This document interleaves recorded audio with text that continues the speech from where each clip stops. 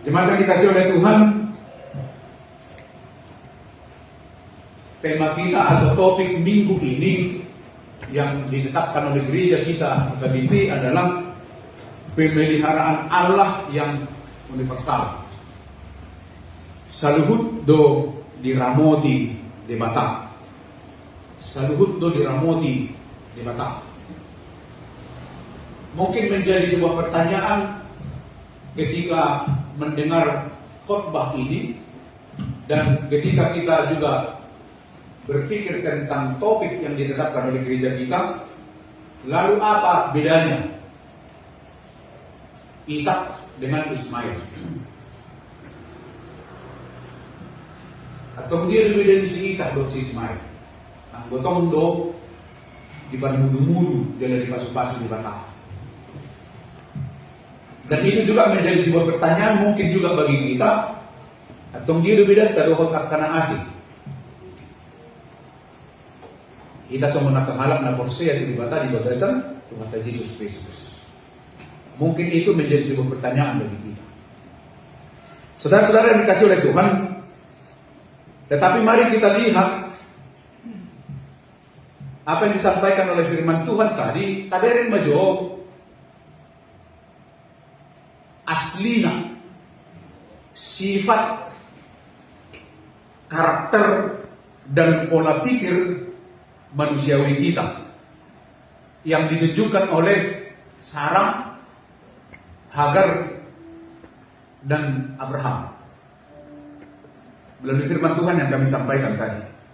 Saudara-saudara dikasih oleh Tuhan, dulu artinya sebelum nats ini, bahwa Sarah yang menyuruh Abraham menikahi Hagar.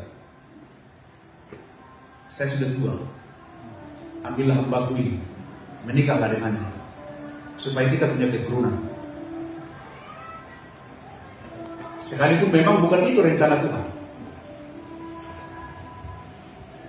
tapi Sarah mengusulkan seperti itu.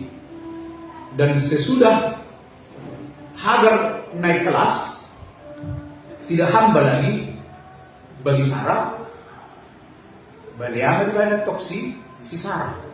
Akhirnya Sarah bagi titir di sini. Lalu dia menyesal. Dan sesudah Hagar mengandung, maka kelasnya semakin naik. Lam-liama di baik si Sarah. Mungkin kita bisa berpikir apa yang ada di pikiran Sarah. Saudara-saudara dikasih oleh Tuhan, dulu Sarah menyuruh Abraham menikahi Hagar, dia pikir persoalan selesai. Dia berong pakai turunata. Ternyata tidak. Dia menjadi terhina oleh hambanya Hagar. Kemudian dulu Hagar adalah hamba Sarah yang tunduk. Menengah hidup si Sarah, ingge, benar kan? Kalau dia naik kelasnya kan betul, tahu nama kundulan lima ada di sebelah sana ini. Apalagi sesudah dia mengandung, jejang marmana, dan dia menyakiti Sarah.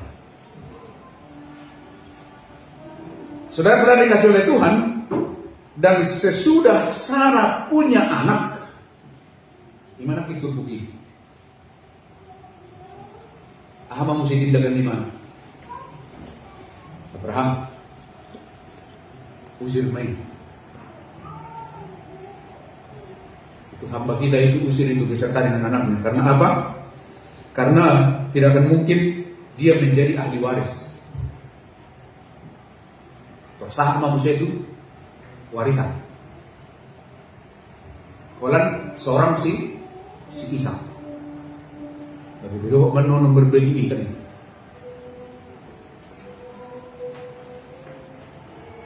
Sarah sungguh seorang boleh taberin bahwa dia seolah-olah dia seorang inisiator.